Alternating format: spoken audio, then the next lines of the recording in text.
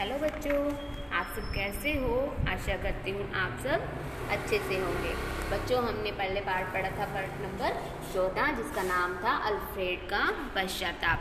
बच्चों, इसमें अल्फ्रेड एक बहुत आविष्कारक हुए हैं जिन्होंने विज्ञान और आविष्कार में गहरा संबंध है।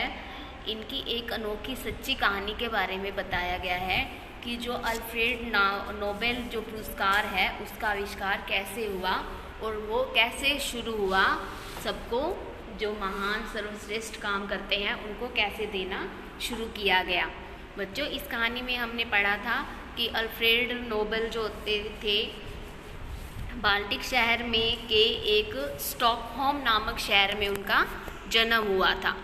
ठीक है, वो बचपन से ही काफ़ी प्रतिभाशाली थे और 1850 में वो उच्च शिक्षा के लिए अमेरिका चले गए।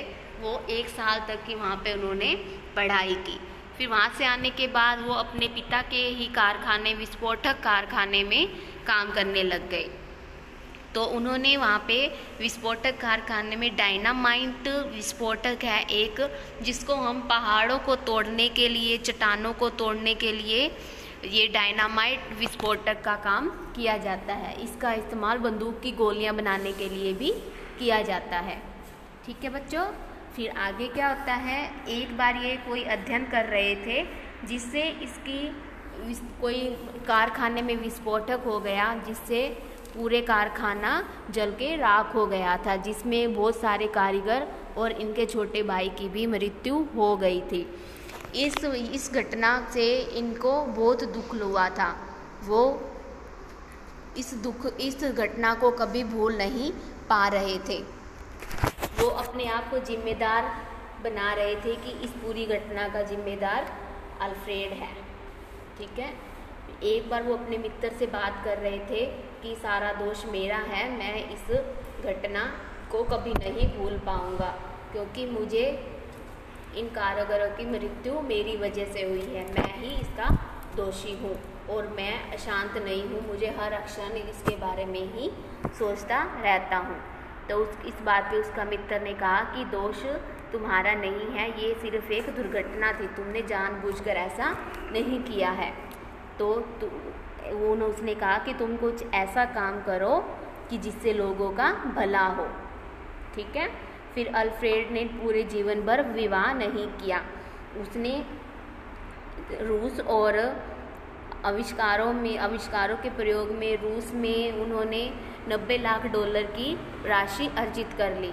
तो उन्होंने सोचा कि इस 90 लाख की राशि को कहाँ पे प्रयोग किया जाए। फिर उन्होंने सोचा कि एक ट्रस्ट का निर्माण किया।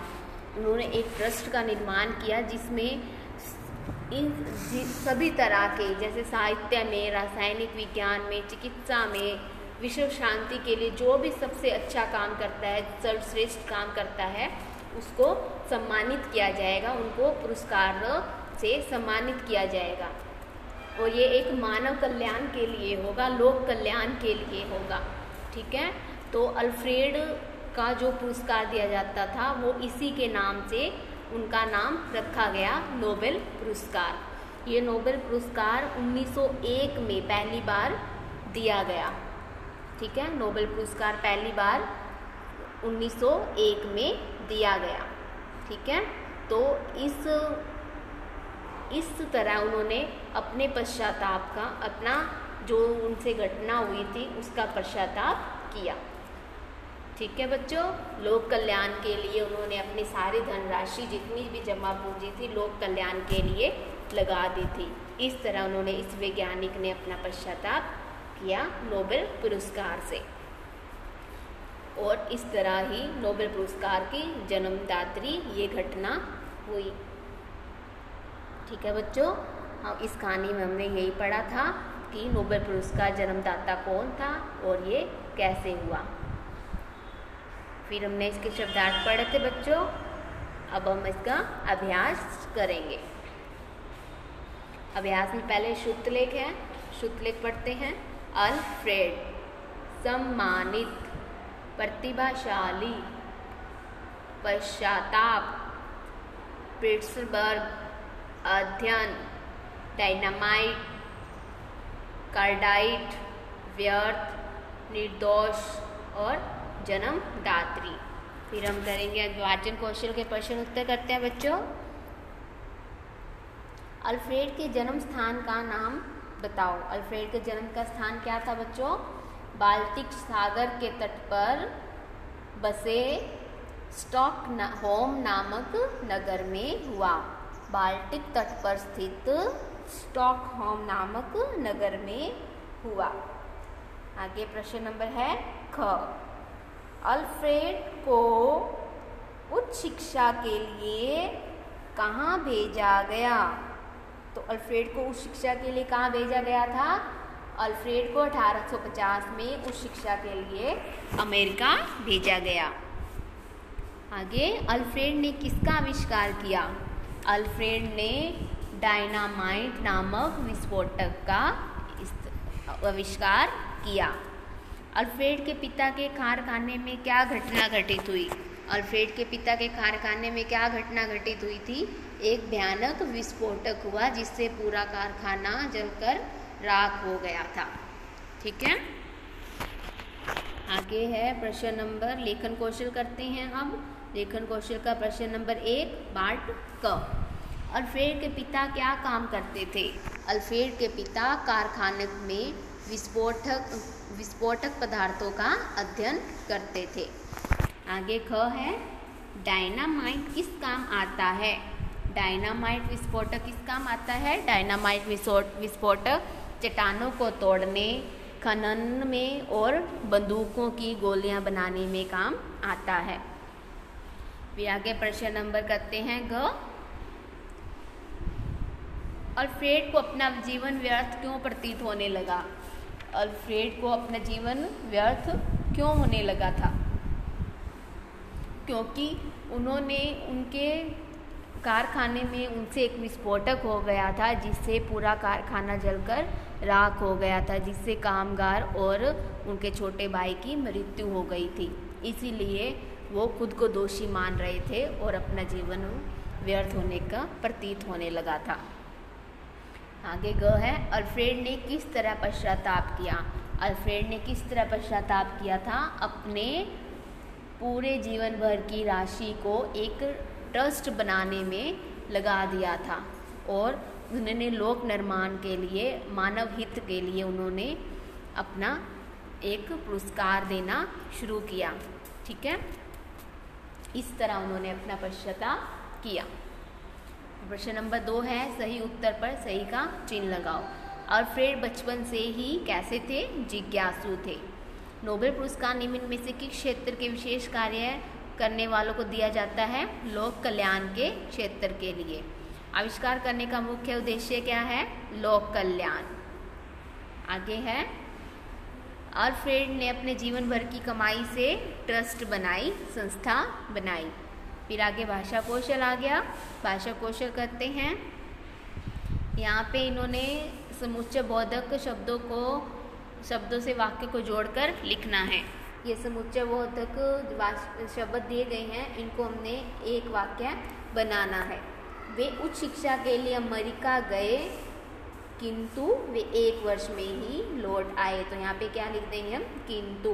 किंतु क्या है? इन 2 वाक्यों को जोड़ रहा है, एक वाक्य बना रहा है। और ये किंतु यहाँ पे क्या है? समुच्चय बोधक शब्द है। आगे है, मैं बहुत अशांत हूँ, एक क्षण भी अकेला नहीं बैठ सकता। यहाँ क्या आ जाएगा? मैं बहुत अशांत हूँ कि एक क्षण भी अकेला नहीं बैठ सकता। यहाँ क्या आ जाएगा? कि। अल्फ्रेड ने सोचा यह धन शांतिदायक काम में लगा दूँ। अल्फ्रेड ने सोचा इसलिए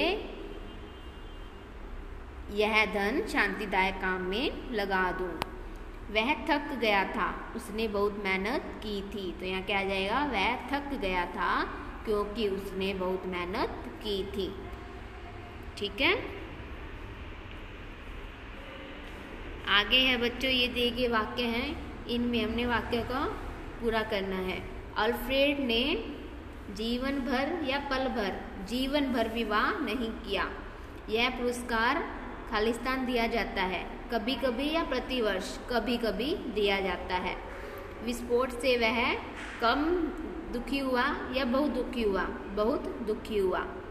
आगे क्या लिखा है प्रश्न नंबर 3 में, रंगीन शब्दों की जगह सही समानार्थक शब्द लिखकर वाक्य फिर से लिखो।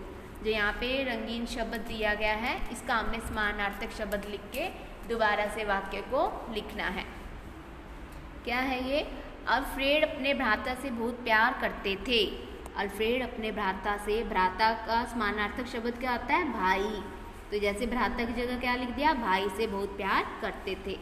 उन्होंने अपने मित्र को अपना दुख जताया। मित्र को क्या समानार्थक शब्द होता है, दोस्त। उन्होंने अपने दोस्त को अपना दुख बताया। अल्फ्रेड ने जीवन भर विवाह नहीं किया। विवाह का समानार्थक शब्द क्या आएगा, ब्याह। अल्फ्रेड ने जीवन भर ब्याह नहीं किया। वह मेहमानों से प्रश्न पूछते रहते। प्रश्न का समानार्थक क्या आएगा, वे मेहमानों से सवाल पूछते रहते। वे एक क्षण भी विश्राम ना करते। विश्राम का समानार्थक क्या होता है, आराम। वो एक क्षण भी आराम नहीं करते। भी करते हैं प्रश्न नंबर 4। कुछ शब्द योजक चिन्ह लगाकर जोड़े जाते हैं जिन्हें शब्द युग्म कहते हैं। जैसे दिन रात शब्द का अर्थ है दिन और रात। माता पिता शब्द का अर्थ है माता और पिता। तो ऐसे युग्म वाले हमने कुछ शब्द लिखने हैं। जैसे एक जैसे हैं जो जल्दी जल्दी, जल्दी जल्दी जैसे एक जैसे हैं, जल्दी जल्दी एक जैसे ही, ऐसे ही शब्द हमने लिखने हैं। जैसे ज़्यादा ज़्यादा, साथ साथ, ठीक है।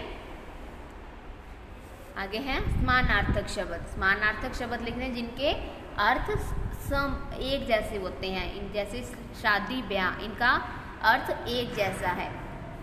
यहाँ क्या आ जाएगा, भ्राता भाई, मित्र दोस्त। यहाँ लिखना विपरीतार्थक शब्द लिखने हैं। जैसे रात दिन। विपरीतार्थक शब्द होते हैं उल्टे शब्द, उल्टा सीधा, आना जाना। ठीक है बच्चों, तो ये है हमारा पाठ नंबर 14 का अभ्यास। ठीक है बच्चों, आपने ये एक बार और पाठ को पढ़ना है और इसके अभ्यास को भी पढ़ना है।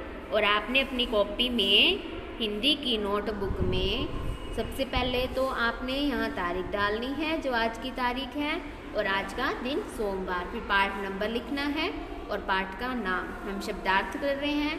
पहले यहाँ पे आपने शब्दार्थ लिखने हैं, एक तरफ शब्द और एक तरफ अर्थ। ठीक है, फिर हमने करना है इनके श्रुतलेख। फिर हमने श्रुतलेख लिखने हैं, ये अभी पढ़ाए हैं हमने। ठीक है, ये बच्चों आपने अपनी कॉपी में बहुत अच्छे से और सुंदर राइटिंग में लिखने हैं। ठीक है, धन्यवाद।